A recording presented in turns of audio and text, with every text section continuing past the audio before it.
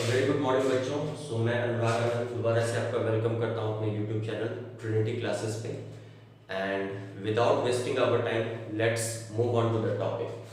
सो last class में जो हमने डिस्कस किया था बच्चों, वो इक्विलिब्रियम कांस्टेंट था। एंड हमने ये भी देख लिया था कि इक्विलिब्रियम कांस्टेंट को हम के EQ से डिनोट करते हैं और इसको रिप्रेजेंट करने का जो तरीका है हमारे पास, that is the ratio of equilibrium constant of forward reaction to the ratio of equilibrium constant of backward reaction। ये भी हमने देख लिया। अब बच्चों हम क्या करते हैं, एक जनरल मेथड आज डिराइव करते हैं so that कि अगर हमें कोई भी रिएक्शन दिया हो तो हम उसके लिए इक्विलिब्रियम कांस्टेंट का एक्सप्रेशन लिख सकें। ठीक है, तो बढ़ते हैं आगे। इसके लिए हमने क्या किया, हमने एक जनरल केमिकल रिएक्शन को कंसीडर किया। Let us consider a chemical reaction. क्या केमिकल रिएक्शन है, तो हमने माना कि हमारे पास N1 मोल्स ऑफ A यह रिएक्ट करता है N2 मोल्स ऑफ B के साथ and these are in reversible condition, और यह बनाता है N3 मोल्स ऑफ C साथ में N4 मोल्स ऑफ D। यह जनरल रिएक्शन। अब बच्चों ये तो आपको पता होगा कि ये जो डायरेक्शन है this is considered as forward reaction, और इधर से जो एरो है this is considered as backward reaction. सो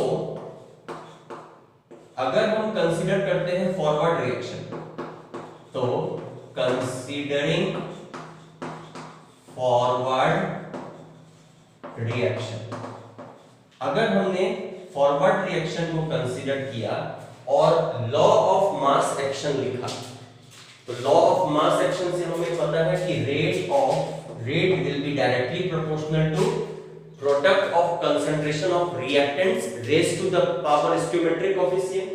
तो क्योंकि यह फॉरवर्ड रिएक्शन का रेट होगा तो हम इसको RF से डिनोट कर दें, और लॉ ऑफ मास एक्शन कहता है कि this will be directly proportional to concentration of reactants. तो अगर यह फॉरवर्ड डायरेक्शन है तो ये रिएक्टेंट्स बनेगा, तो रिएक्टेंट्स का concentration raise to the power stoichiometric coefficient, मतलब concentration of A to the power N1 into concentration of B to the power N2। अब अगर हमें ये साइन ऑफ प्रोपोर्शनलिटी हटाना हो तो हमें एक कांस्टेंट डालना पड़ेगा, that constant will be K, and because ये फॉरवर्ड डायरेक्शन है तो हम इसको लिख सकते हैं कि rate of forward reaction will be equal to KF, मतलब this is the rate constant for forward reaction into concentration of A to the power N1 into concentration of B to the power N2। Clear है, हमने इसको equation 1 मान लिया। Now अगर हम backward reaction को consider करें तो considering the backward reaction, backward reaction को अगर बच्चों हम कंसीडर करते हैं तो बैकवर्ड रिएक्शन के लिए यह रिएक्टेंट बनेगा एंड यह प्रोडक्ट बनेगा। तो इसके लिए हम लिख सकते हैं कि rate of backward reaction will be directly proportional to concentration of A to the power, sorry ये रिएक्टेंट है ना, तो concentration of C to the power N3 into concentration of D to the power N4। Sign of proportionality को बच्चों आप हटाइए तो आप लिख सकते हो कि RB is equals to KF into concentration of C पे power N3 into concentration of D पे पावर N4। सो हमने इसको इक्वेशन नंबर 2 मान लिया। क्लियर है यहां तक। नाउ एट इक्विलिब्रियम हमें पता है कि अगर इक्विलिब्रियम कंडीशन होगा तो rate of forward reaction will be equal to rate of backward reaction. ये हमें पता है इक्विलिब्रियम के डेफिनेशन से। तो रेट ऑफ फॉरवर्ड रिएक्शन की जगह हम ये पार्ट लिख सकते हैं, रेट ऑफ बैकवर्ड रिएक्शन की जगह बच्चों हम ये पार्ट लिख सकते हैं, दोनों को यहां पे डाल दीजिए। तो RF की जगह हमारे पास एक्सप्रेशन क्या आ जाएगा, KF into concentration of A के power N1 into concentration of B के पावर N2, यह बराबर क्या हो जाएगा, यहां पे KB डालो, बैकवर्ड रिएक्शन है KB डालो, तो ये हो जाएगा आपका KB into concentration of C पे power N3 into concentration of D पे पावर N4। अब इस KB को इस साइड ले जाइए और ये वाले पार्ट को इस साइड ले जाइए, तो हमारे पास एक्सप्रेशन क्या बनेगा बच्चों, KF by KB is equals to concentration of C पे power N3 into concentration of D पे power N4 by concentration of A पे power N1 into concentration of B पे पावर N2। कोई दिक्कत? अब इसी टर्म को बच्चों, ये जो टर्म है हमारे पास, इसी टर्म को हम के इक्विलिब्रियम का नाम देते हैं। तो हम लिख सकते हैं कि KF, देखो डेफिनेशन नहीं क्लियर है, KF बाई KB, यही हमारा क्या बनता है, के इक्विलिब्रियम।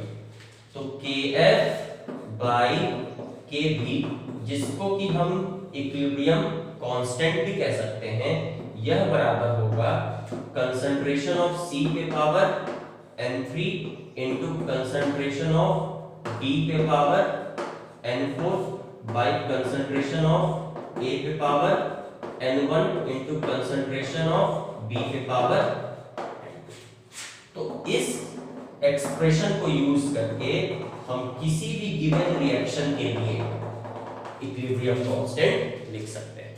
अब बच्चों ये सिंपली क्या कहता है कि अगर हमारे पास कोई भी केमिकल रिएक्शन दिया हुआ है, तो अगर हम उसके प्रोडक्ट का प्रोडक्ट ले लें, मतलब प्रोडक्ट का मल्टीप्लिकेशन ले लें raise to the power stoichiometric coefficient, और उसको डिवाइड करते रिएक्टेंट के प्रोडक्ट से raise to the power stoichiometric coefficient, then we are able to write the expression of equilibrium constant. Clear है? फटाफट इसका एक स्क्रीनशॉट ले लीजिए, फिर हम लोग इस पे कुछ क्वेश्चंस करते हैं और भी कॉन्सेप्ट आपका क्लियर होगा। कोई दिक्कत, कोई परेशानी? चल मिटा दे इसको। हो गया 1 2 3 4 5। चलिए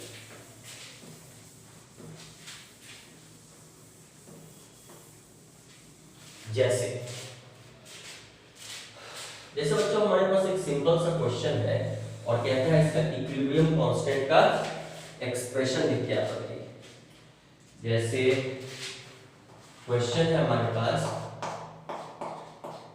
right the expression for equilibrium constant for the below reaction. हमारे पास एक रिएक्शन दिया हुआ है और इसका हमें इक्विलिब्रियम कांस्टेंट का एक्सप्रेशन लिखना है। और रिएक्शन हमारे पास क्या बच्चों, तो 2HI गैस रिवर्सिबल कंडीशन, यह बनाता है H2 gas plus I2 gas, यह दिया हुआ है। तो बच्चों हम आपको पहले ही बता चुके हैं कि अगर आपको इक्विलिब्रियम कांस्टेंट का एक्सप्रेशन लिखना है तो आप क्या करोगे कि जो भी प्रोडक्ट है, अब मेन रिएक्शन में आपको कंसीडर करना है, यहाँ पे फॉरवर्ड और बैकवर्ड डायरेक्शन पे नहीं जाना है।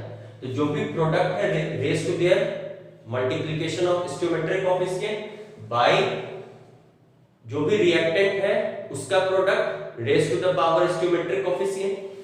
अगर हम डायरेक्टली इसका इक्विलिब्रियम कांस्टेंट लिखना चाहते हैं तो हम लिख सकते हैं कि कंसंट्रेशन ऑफ H2 पे पावर, इसका स्टोइकोमेट्रिक कोएफिशिएंट कुछ नहीं लिखा हुआ है, मतलब 1 है, तो 1 लिखो भी ना लिखो बात बराबर है, into concentration of I2 to the power stoichiometric coefficient 1 है, लिखो ना लिखो बराबर है, बाय कंसंट्रेशन ऑफ HI, लेकिन यहां पे स्टोइकोमेट्रिक कोएफिशिएंट क्या है 2। So this is the expression of Kq for this given chemical reaction. Clear है? कोई दिक्कत, कोई परेशानी? आगे बढ़े, एक और देखें। जैसे एक और क्वेश्चन में कहता है कि हमारे पास PCl5 गैस दिया हुआ एंड रिवर्सिबल कंडीशन दिया हुआ है। यह बताता है कि यह PCl3 गैस में टूटता है और साथ में Cl2 गैस बना के देता है। तो कहता है कि आप इसका इक्विलिब्रियम कांस्टेंट का एक्सप्रेशन लिखो। बहुत सिंपल है, आपको क्या करना है, Keq is equals to concentration of PCl5 to the power stoichiometric coefficient, मतलब यहाँ 1 है, लिखो ना लिखो बात बराबर है, into concentration of Cl2 stoichiometric coefficient, यहाँ पे भी 1 है, लिखो ना लिखो बात बराबर है, डिवाइडेड बाय रिएक्टेंट का कंसंट्रेशन मतलब PCl5 का कंसंट्रेशन, यहाँ पे भी देखो स्टोइकियोमेट्रिक कोएफिशिएंट 1 है, लिखो ना लिखो बात बराबर है। क्लियर है? तो बच्चों इसी तरह से आपके पास अगर कोई भी केमिकल रिएक्शन दिया रहेगा तो आप उसके लिए इक्विलिब्रियम कांस्टेंट का वैल्यू लिख सकते हो। क्लियर है? कोई दिक्कत? आगे बढ़े, नेक्स्ट टॉपिक पे बढ़ते हैं। टॉपिक कहता है अपना कि टाइप्स ऑफ इक्विलिब्रियम कांस्टेंट। कि हमारे पास इक्विलिब्रियम कांस्टेंट कितने तरह का होता है, हमारे पास इक्विलिब्रियम कांस्टेंट कितने तरह का होता है। तो बच्चों देखो, दो तरह का इक्विलिब्रियम कांस्टेंट होता है। एक को हम कहते हैं Kc और दूसरे को हम कहेंगे Kp। अब यह Kc और Kp क्या है बच्चों? तो Kc का मतलब हो गया equilibrium constant in terms of concentration, equilibrium constant in terms of concentration. अगर हम कंसंट्रेशन के टर्म्स में इक्विलिब्रियम कांस्टेंट को लिखते हैं तो वह हमारा Kc कहलाता है। क्लियर है? नेक्स्ट Kp हम किसको कहेंगे? तो कहता है कि equilibrium constant in terms of partial pressure. अब बच्चों कंसंट्रेशन पहले लिख देते हैं, इसको क्या बोल रहा है ये, equilibrium constant in terms of partial pressure. ठीक है बच्चों? अच्छा, अब हम इक्विलिब्रियम कांस्टेंट को Kp कब लिखेंगे और Kc कब लिखेंगे? तो बच्चों अगर एक्टिव मास, हम आपको बताए थे कि एक्टिव मास क्या होता है, कि जो रिएक्शन में पार्टिसिपेट कर रहा हो एक्वस को, क्या हम बोल रहे हैं कि अगर एक्टिव मास एक्वस हो then we will represent only Kc for that. Kc हम कब रिप्रेजेंट करेंगे? If active mass is aqueous. अगर हमारे पास एक्टिव मास क्या दिया हुआ है, एक्वस दिया हुआ है, तब हम उसके लिए सिर्फ और सिर्फ Kc रिप्रेजेंट करेंगे। लेकिन अगर एक्टिव मास आपका गैसेस दिया हुआ है देन उसके लिए आप Kp रिप्रेजेंट करोगे। क्या कह रहा है? If active masses are gases then we have to represent क्या? Kp।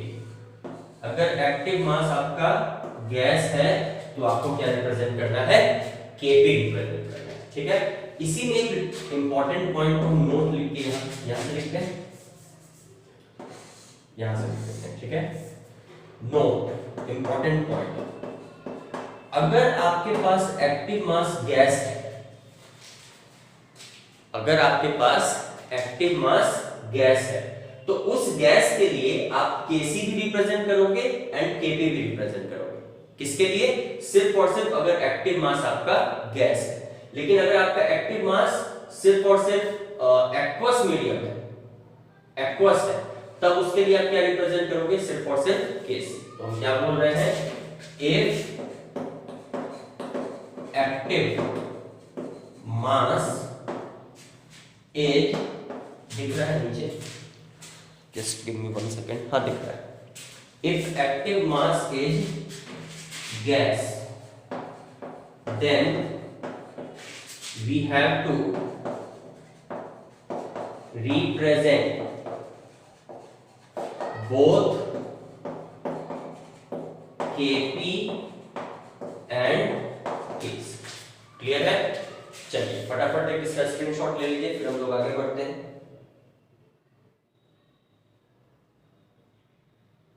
हो गया? कोई दिक्कत, कोई परेशानी? अच्छा, एक और छोटा सा बात हम यहां पे आपको बता देते हैं। ऐसा क्यों होता है कि गैसेस के लिए ही, अगर एक्टिव मास आपका गैसेस है तो उसके लिए ही हम Kp और Kc रिप्रेजेंट करते हैं? ऐसा क्यों होता है? क्या हमारे पास केमिस्ट्री में कोई ऐसा फॉर्मूला है जिसमें कंसंट्रेशन और प्रेशर के बीच में रिलेशन है? ऐसा होगा तभी तो हम गैसेस के लिए दोनों रिप्रेजेंट कर रहे हैं। तो हाँ है हमारे पास, देखिए इसको भी समझिए। अगर आपने स्टेट्स ऑफ मैटर पढ़ा हुआ है तो वहां पे आपके पास एक इक्वेशन आता है आइडियल गैस इक्वेशन। तो अगर आप उस आइडियल गैस इक्वेशन को लिखोगे तो आइडियल गैस इक्वेशन कहता है Pv nRT, जहां पे P बराबर प्रेशर, V बराबर वॉल्यूम, N बराबर नंबर ऑफ मोल्स, R बराबर गैस कांस्टेंट, T बराबर टेंपरेचर है। स्टेट्स ऑफ मैटर में हम लोग ये चीज डिटेल्स में देखेंगे। आप क्या करो, इस वॉल्यूम को इधर ले आओ, तो हमारे पास एक्सप्रेशन क्या बन जाएगा? P n/V RT, और नंबर ऑफ मोल्स और वॉल्यूम को अगर आप डिवाइड करते हो तो दैट बिकम्स अ कंसंट्रेशन। तो हम इसको क्या लिख सकते हैं कि P C, C मतलब कंसंट्रेशन, R एंड T। अब देखो यहाँ पे क्या है कि प्रेशर एंड कंसंट्रेशन यह दोनों प्रोपोर्शनल है, तो इसलिए यह होता है कि अगर हमारे पास एक्टिव मास क्या हो, गैस हो, तो उसके लिए हमें Kp और Kc दोनों को रिप्रेजेंट करना पड़ता है। क्लियर है? कोई अगर पूछता है कि ऐसा क्यों है कि एक्टिव मास अगर गैस हो तो हमें Kp और Kc दोनों रिप्रेजेंट करना है, इसका आंसर ये है। क्लियर है? कोई दिक्कत, कोई परेशानी? मिटा दें? चलिए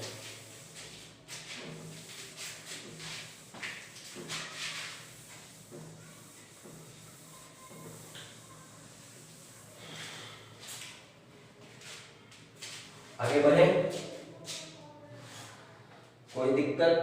चलिए अब जैसे क्वेश्चन है रिप्रेजेंट द एक्सप्रेशन फॉर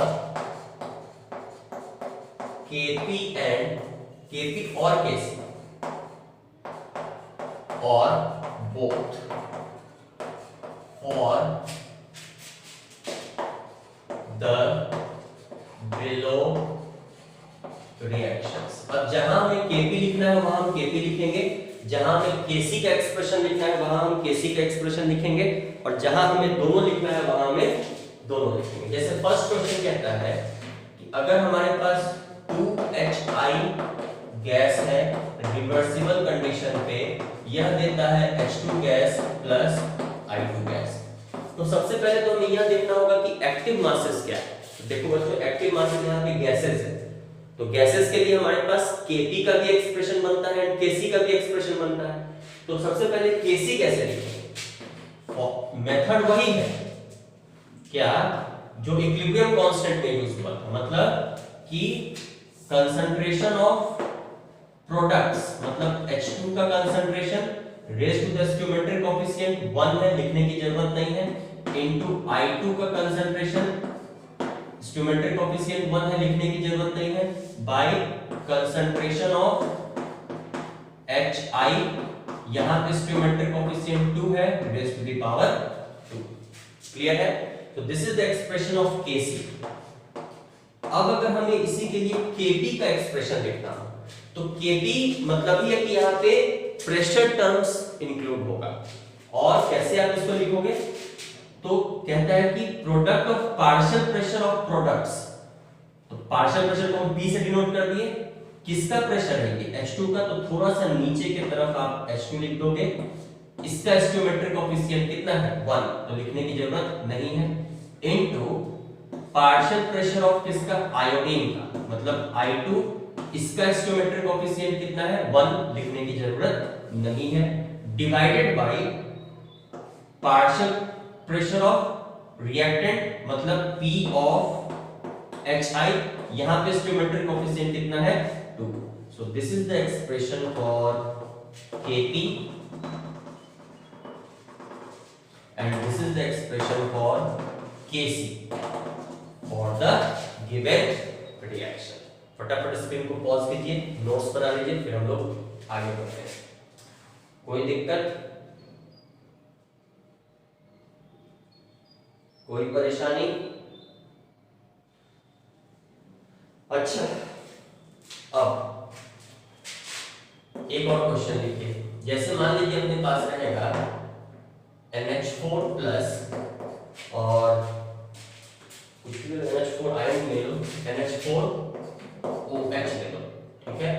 यह भी एक्वस है, रिवर्सिबल कंडीशन है, यह ब्रेक होता है आपका NH4 आयन में and plus OH minus ion में, यह भी एक्वस एंड ये भी एक्वस। तो बच्चों ये बताओ कि आप इसके लिए Kp लिखोगे या Kc लिखोगे। तो स्टार्टिंग में हम बता चुके हैं कि अगर मीडियम एक्वस होगा, देखो यहाँ पे मीडियम क्या है सब एक्वस है, या फिर आप कह सकते हो एक्टिव मास आपका एक्वस है, then you will write only expression for Kc। तो Kc का एक्सप्रेशन लिखो, क्या हो जाएगा, कंसंट्रेशन ऑफ प्रोडक्ट्स मतलब NH4 प्लस का कंसंट्रेशन स्टोइकोमेट्रिक कोएफिशिएंट 1 है, लिखने की जरूरत नहीं है, into concentration of OH minus by concentration of NH4 OH का कंसंट्रेशन। क्लियर है? तो आपने बच्चों क्या देखा यहाँ पे इस दो क्वेश्चन में, नोट करके आप यहाँ पे लिख सकते हो कि if the medium is aqueous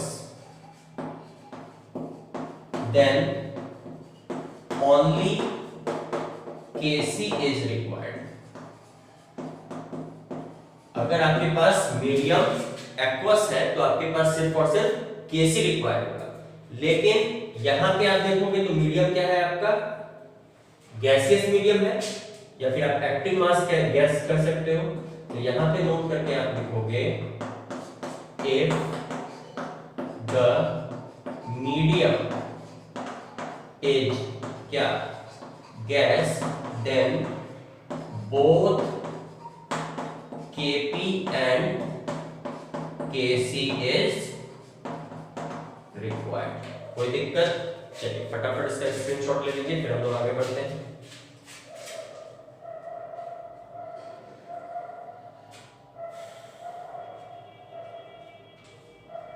clear है? चलिए मिटा दें। इसी में नेक्स्ट हम लोग एक और क्वेश्चन करते हैं। हेबर्स प्रोसेस का बच्चों रिएक्शन याद है? हेबर्स प्रोसेस कहते हैं अमोनिया के फॉर्मेशन। हेबर्स प्रोसेस किसको कहते हैं? अमोनिया के फॉर्मेशन। अच्छा, कहता है N2 plus H2 reversible condition पे है, ये भी गैस और ये आपको बना के देता है 2NH3 गैस। बैलेंस करने के लिए आप यहाँ पे 3 डालो। अब बच्चों आप ये बताओ कि इसका Kp का एक्सप्रेशन लिखोगे कि Kc का एक्सप्रेशन लिखोगे, बिकॉज एक्टिव मासेस या फिर मीडियम इज गैस, तो आपको Kp भी लिखना पड़ेगा और Kc भी लिखना पड़ेगा।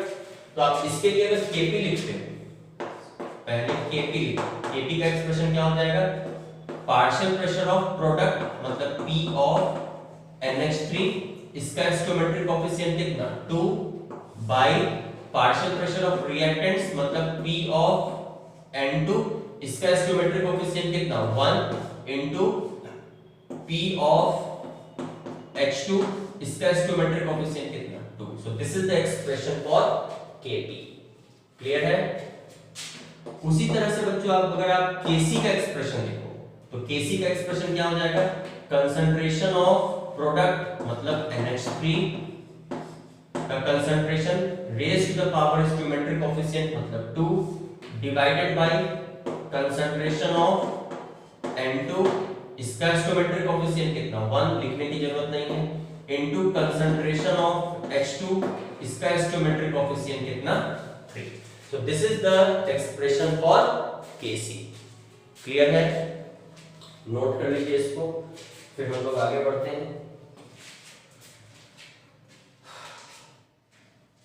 अच्छा बच्चों, हम एक चीज और आपको सिखाते हैं यहीं पे, कैलकुलेशन ऑफ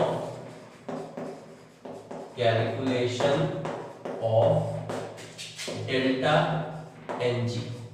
बच्चों डेल्टा Ng, डेल्टा मतलब होता है change, N stands for number of moles and G stands for gaseous moles. तो हम लोग इसको कहेंगे कि this stands for change in number of gaseous moles. Delta Ng का मतलब क्या हो गया, change in number of gaseous moles. अब बच्चों जब कभी भी आपको डेल्टा Ng कैलकुलेट करना हो तो डेल्टा Ng कैलकुलेट करने के लिए हम क्या करते हैं कि सिर्फ और सिर्फ चेंज जब कभी भी कैलकुलेट करना हो तो प्रोडक्ट माइनस रिएक्टेंट करते हैं। तो हम कहेंगे कि डेल्टा Ng बराबर number of gaseous moles of product minus number of gaseous moles of reactant. जब आप ये कैलकुलेट कर लोगे that is the value of delta Ng। जैसे इसी क्वेश्चन को अगर आप एनालाइज करते हो तो अगर आपसे पूछ दिया कि what is the value of delta Ng, तो देखिए प्रोडक्ट ये है, क्या यह गैसियस है? बिल्कुल गैसियस है। इसका नंबर ऑफ मोल्स कितना है 2। तो इस रिएक्शन के लिए अगर आप डेल्टा Ng कैलकुलेट करते हो तो number of gaseous moles of product, यह ध्यान रखना है कि जो कंसीडर कर रहे हो जो मोल्स वह गैसियस मोल्स होना चाहिए। तो number of gaseous moles of product कितना है 2 minus number of gaseous moles of reactant, तो रिएक्टेंट का कितना है 3, ये भी गैस है ये भी गैस है, तो 3 + 1 4 मतलब 2 - 4 मतलब इसका कितना हो जाएगा -2। तो डेल्टा Ng का इसका वैल्यू कितना हो गया -2। क्लियर है? एक और रिएक्शन अगर आप देखो, जैसे इसी में कहते हैं कि कैलकुलेट डेल्टा Ng, ये इस रिएक्शन के लिए है। दूसरा रिएक्शन अगर आप देख लो कि PCl5 गैसियस मोल्स का डिकम्पोजिशन, यह टूटता है आपका PCl3 गैस में प्लस Cl2 गैस में। अब कहता है इसका डेल्टा Ng का वैल्यू कैलकुलेट करके आप बताइए। तो डेल्टा Ng बराबर क्या हो जाएगा, total number of gaseous moles of product. तो यहाँ पे टोटल नंबर ऑफ मोल्स कितना है 1 जो स्टोइकोमेट्रिक कोएफिशिएंट है, यहाँ पे भी कितना है 1 जो स्टोइकोमेट्रिक कोएफिशिएंट है। तो 1 + 1 2 - 1, क्यों? क्योंकि PCl5 का नंबर ऑफ मोल्स कितना है 1। तो आप कह सकते हो कि दिस विल बी 1। क्लियर है? फटाफट इसका स्क्रीनशॉट ले लीजिए, फिर हम लोग आगे बढ़ते हैं।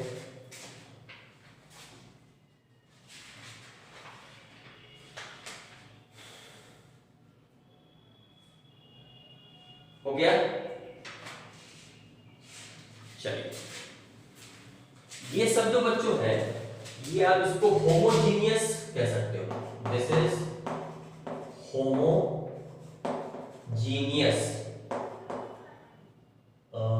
Active mass. क्यों?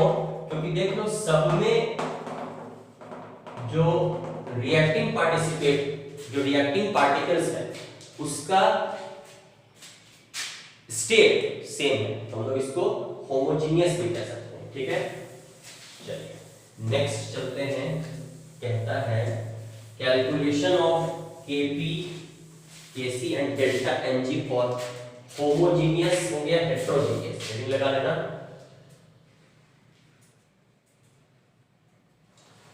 Calculation of Kp Kc and delta Ng for heterogeneous reactions. अब हेट्रोजीनियस रिएक्शंस क्या होगा बच्चों, जहां पे एक्टिव मास का स्टेट हमेशा सेम ना हो, कुछ गैसियस मोल्स प्रेजेंट हो, कुछ एक्वस मोल्स प्रेजेंट हो, कुछ सॉलिड मोल्स भी प्रेजेंट हो। ठीक है, तो हम लोग उसको क्या कहेंगे, this is called as heterogeneous. अच्छा, एक चीज पे ध्यान रखना है कि अगर आपके पास प्योर लिक्विड है, ये हम आपको पहले भी बता चुके हैं, अगर आपके पास प्योर लिक्विड है तो उसका एक्टिव मास वह आप हमेशा कितना लोगे, 1 लोगे। उसका एक्टिव मास कितना लोगे, 1 लोगे। प्योर सॉलिड भी है, उसका भी आप एक्टिव मास कितना लोगे, 1 लोगे। जैसे प्योर लिक्विड कर लो या फिर और प्योर सॉलिड भी कर लो। जैसे एग्जांपल से समझते हैं,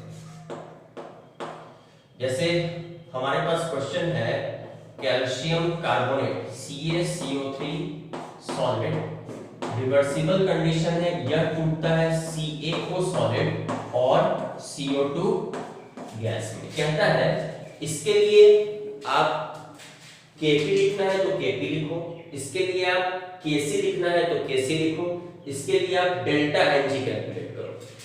तो बच्चों देखो, सबसे पहली बात कि यह गैसियस मोल्स है, बाकी सब तो सॉलिड है, ये दोनों आपका 1 हो जाएगा।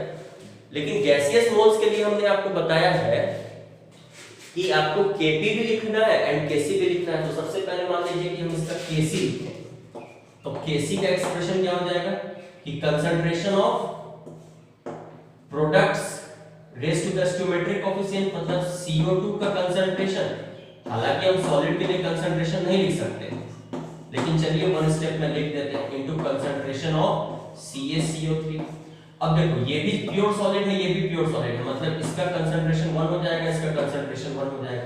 तो आप Kc को डायरेक्टली क्या लिख सकते हो कि concentration of CO2 gas, CO2 gas.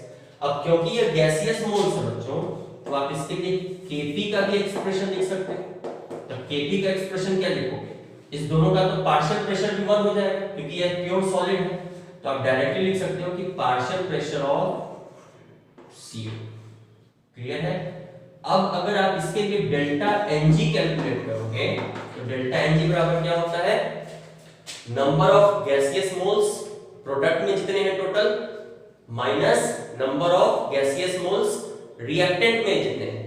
तो सिर्फ और सिर्फ गैसियस मोल्स को ही कंसीडर करना है, सॉलिड और लिक्विड मोल्स को कंसीडर नहीं करना है। तो देखो यहाँ पे प्रोडक्ट में कितने गैसियस मोल्स हैं, 1 माइनस, ये तो सॉलिड है, इसको कंसीडर नहीं करेंगे, ये भी सॉलिड है, इसको कंसीडर नहीं करेंगे। तो 1 माइनस 2, मतलब इस रिएक्शन के लिए डेल्टा Ng का वैल्यू कितना हो जाएगा, 1 हो जाएगा। क्लियर है। फटाफट इसको स्क्रीनशॉट ले लीजिए, फिर हम लोग आगे बढ़ते हैं।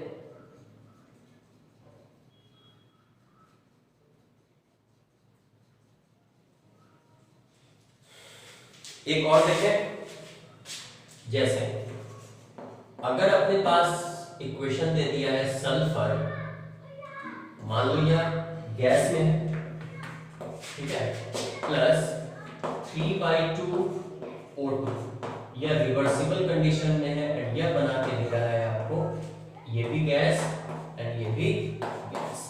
अब इसके लिए आपको Kp लिखना है तो Kp लिखिए जहां रिक्वायर्ड है, Kc लिखना है तो Kc लिखिए और डेल्टा Ng भी कैलकुलेट करके दीजिए।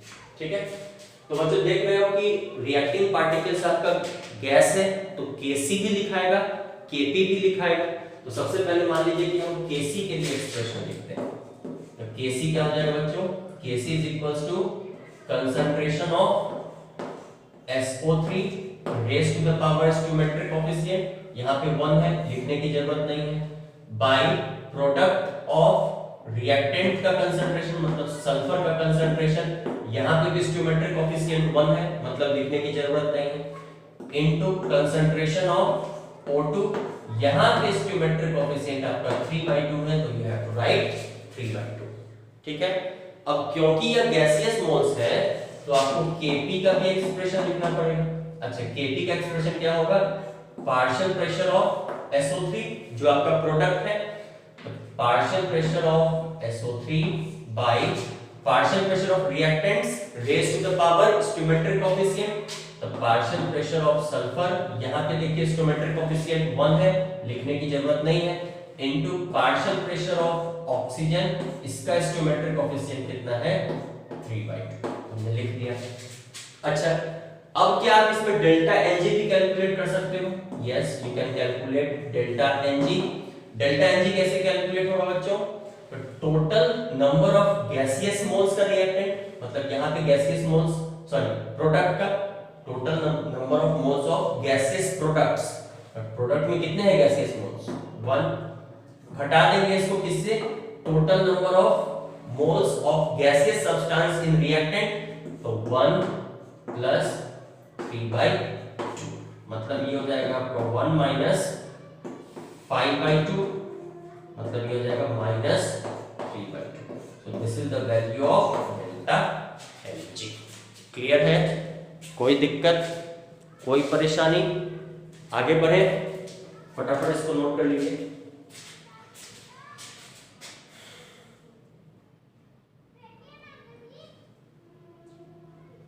हो गया?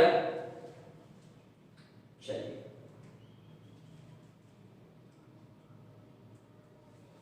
नेक्स्ट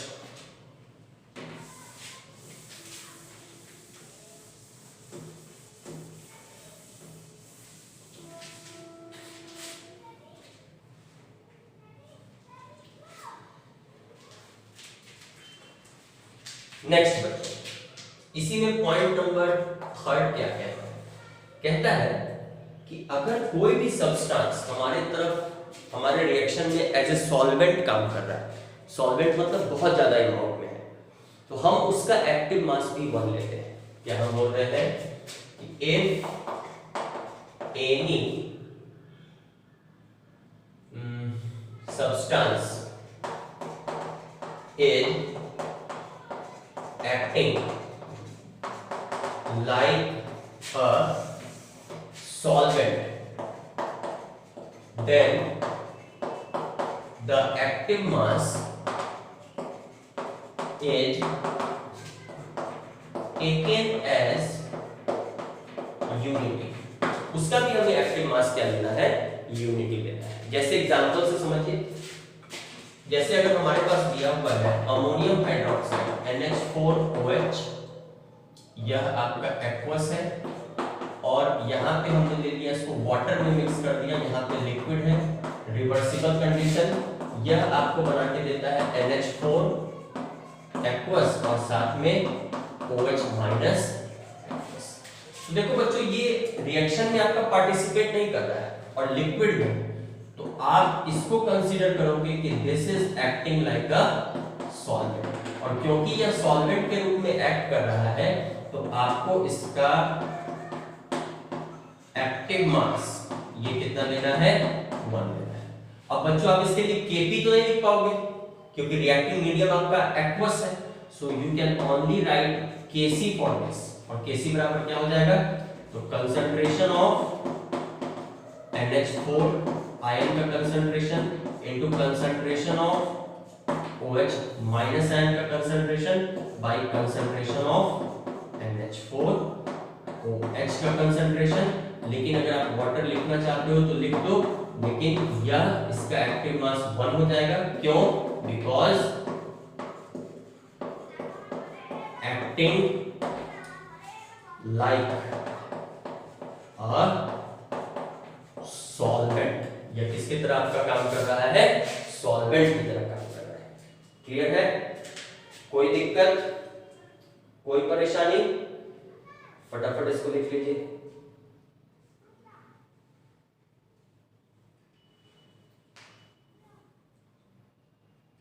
एक और एग्जांपल देखें। जैसे सपोज कीजिए आपके पास है CH3COO C2H5 और अगर आप इसको वाटर में मिला देते हो तो रिवर्सिबल कंडीशन पे यह आपको बना के देता है CH3COOH, ये आपका एक्वस है, यह आपका लिक्विड है, यह भी आपका एक्वस है एंड ये C2H5OH ये बना के देता है। अब बच्चों यहाँ पे भी जो वाटर है आपका, वैसे भी आप कंसीडर करोगे तो ये प्योर लिक्विड, वैसे भी आप इसका एक्टिव मास क्या लिख सकते हो, 1 लिख सकते हो। But in this reaction the water is acting like a solvent, ये आपका किसकी तरह काम कर रहा है, सॉल्वेंट की तरह काम कर रहा है। तो क्या आप इसके लिए Kp लिख पाओगे, नहीं, क्योंकि आपका रिएक्टिंग मॉलिक्यूल्स जो है वह आपका एक्वस है, तो you can only write Kc for this. तो Kc का एक्सप्रेशन बच्चों क्या हो जाएगा, प्रोडक्ट का कंसंट्रेशन मतलब concentration of CH3COOH into concentration of C2H5OH by concentration of reactant raised to the power stoichiometric coefficient, लेकिन यहाँ पे stoichiometric coefficient हमेशा 1 है तो लिखने की जरूरत नहीं है। तो CH3COO C2H5 का कंसंट्रेशन वाटर नहीं लिखेंगे क्योंकि water is acting like a solvent. Clear है, फटाफट इसको नोट कर लीजिए।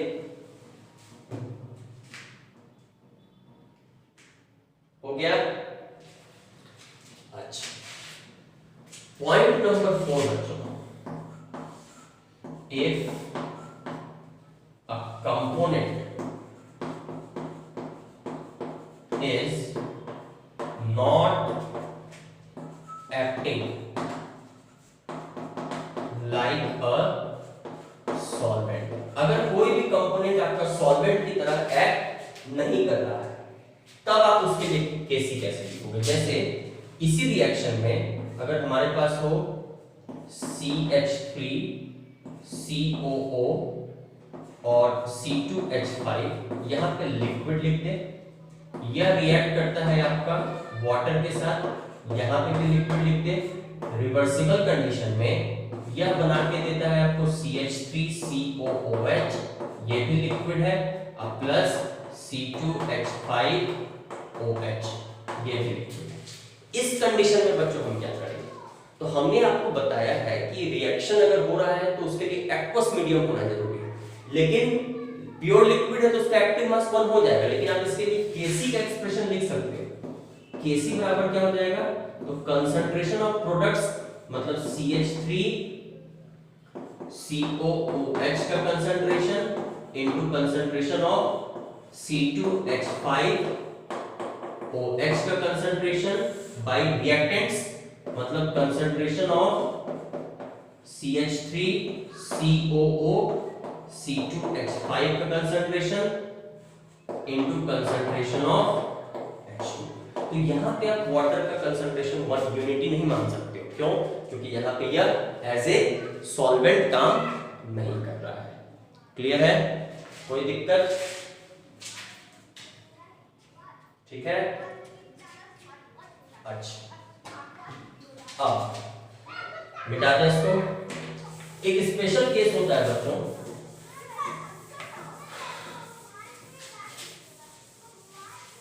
जिसको हम KPC कहते हैं। अब ये KPC क्या है, K नीचे की तरफ P और नीचे ही की तरफ C। देखो बच्चों यहां से आपको समझ में आ जाएगा कि यह Kp और प्लस Kc का कॉम्बिनेशन। अगर आप रफ लैंग्वेज में देखो, आसान भाषा में समझने की कोशिश करो, तो यहाँ पे यह किसका किसका कॉम्बिनेशन है, Kp और Kc का कॉम्बिनेशन। जब आपको किसी भी रिएक्शन के लिए एक ही एक्सप्रेशन में Kp और Kc दोनों रिप्रेजेंट करना हो तब आप इसको KPC कह सकते हो। जैसे अपने पास एक रिएक्शन है अमोनिया का हाइड्रोलाइसिस, जैसे आपने क्या कर दिया, NH3 अमोनिया ले लिया, यह आपका गैस में है, आपने इसको वाटर लिक्विड से मिला दिया, रिवर्सिबल कंडीशन है, यह आपको बना के देता है NH4 aqueous plus OH minus. अब देखो बच्चों, इस एक्सप्रेशन में क्या है कि आपके पास गैसियस भी सब्सटेंस प्रेजेंट है एंड आपके पास एक्वस भी सब्सटेंस प्रेजेंट है। तो अगर कभी भी ऐसा आए तो आप उसके लिए Kp और Kc इंडिविजुअल रूप से ना लिख के आप उसके लिए डायरेक्ट KPC लिख दो। अब KPC लिखने का वही तरीका है जो एक्वस है, उसके लिए कंसंट्रेशन वर्ड यूज कर लो। तो आप प्रोडक्ट में देखो ये दोनों एक्वस है तो आप इसके लिए ले लोगे concentration of NH4 plus into concentration of OH minus. अब बाय रिएक्टेंट में देखो ये गैस है तो आप इसके लिए पार्शियल प्रेशर करो, P of NH3। So this way you can write KPC also. Clear है बच्चों? सो आज का क्लास हम तो यहीं पे खत्म करते हैं। नेक्स्ट क्लास में हम लोग एक नए वीडियो के साथ और एक नए कॉन्सेप्ट्स के साथ आएंगे। होपफुली इसी को आगे बढ़ाएंगे इक्विलिब्रियम को। तब तक नोट्स लिखते रहिए, नोट्स को रिवाइज करते रहिए, क्वेश्चंस प्रैक्टिस करते रहिए। Thank you.